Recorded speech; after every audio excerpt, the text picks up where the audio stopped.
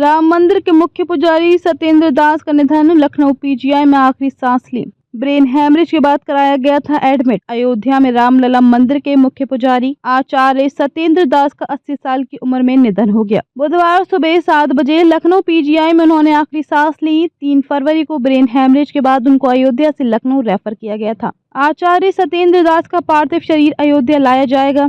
उनके आश्रम सत्यधाम गोपाल मंदिर में अंतिम दर्शन के लिए रखा जाएगा। सत्येंद्र दास 32 साल से राम जन्मभूमि में बतौर मुख्य पुजारी सेवा दे रहे थे। 6 दिसंबर 1992 को बाबरी विध्वंस के समय वे रामलला को गोद में लेकर भागे थे। संत कबीर नगर में जन्मे, अयोध्या में बीता जीवन। सत्येंद्र दास का जन्म संत कबीर नगर जिले में 20 मई 1945 में हुआ था। ये जिला अयोध्या से 98 किलोमीटर दूर है। वे बचपन से ही भक्ति भाव में रहते थे। उनके पिता अक्सर अयोध्या जाया करते थे। वे भी अपने पिता के साथ अयोध्या घूमने जाते थे। अयोध्या में उनके पिता अभिराम दास जी के आश्रम में आते थे। सत्येंद्र दास भी अभिराम जी के आश्रम में आने लगे थे। अभिराम दास वही थे जिन्होंने राम जन्मभूमि में 22-23 दिसंबर 1949 में गर्भगृह में राम, लक्ष्मण, भरत, शत्रुघ्न और सीता जी की मूर्तियों को प्रकट होने का दावा किया था। इन्हीं मूर्तियों के आधार पर आगे की लड़ाई लड़ी गई। मूर्तियों के प्रकट होने के दावे और अभिराम दास जी की रामलला के प्रति सेवा देखकर सत्येंद्र दास बहुत प्रभावित हुए। उन्हीं के आश्रम में रहने के लिए उन्होंने संन्यास लेने का फैसला किया। सत्येंद्र दास ने 1958 में घर छोड़ दिया। उनके परिवार में 2 भाई और 1 बहन थी। बहन का निधन हो चुका है।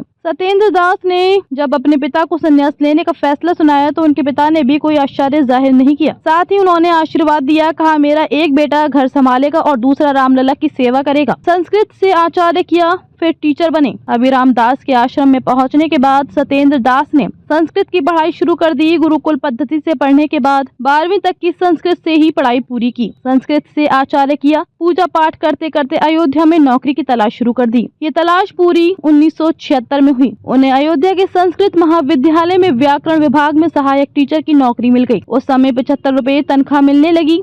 इस दौरान वे राम जन्मभूमि भी आया जाया करते थे। इस तरह पूजा का काम भी चल रहा था और स्कूल का भी। उन्हें बतौर पुजारी सिर्फ 100 रुपए पारिश्रमिक मिलता था। जब 30 जून 2007 को वे अध्यापक के पद से रिटायर हुए तो उन्हें फिर यहाँ 13,000 रुपए तनख्वाह मिलने लगी। सहायक पुजारियों को 8,000 रुपए तनख्वाह मिल रही थी। 11 जनवरी 2025 को रामलला की प्राण प्रतिष्ठा महोत्सव के दौरान तब उन्होंने बताया था 6 दिसंबर 1992 को कार सेवकों ने बाबरी मस्जिद के 2 गुम्बद गिरा दिए थे। मैं बीच वाले बड़े गुम्बद के नीचे रामलला की रखवाली कर रहा था। गुस्साए कार सेवक इस गुम्बद पर भी चढ़ गए और उसे तोड़ने लगे। गुम्बद के बीचों बीच बड़ा सुराख हो गया।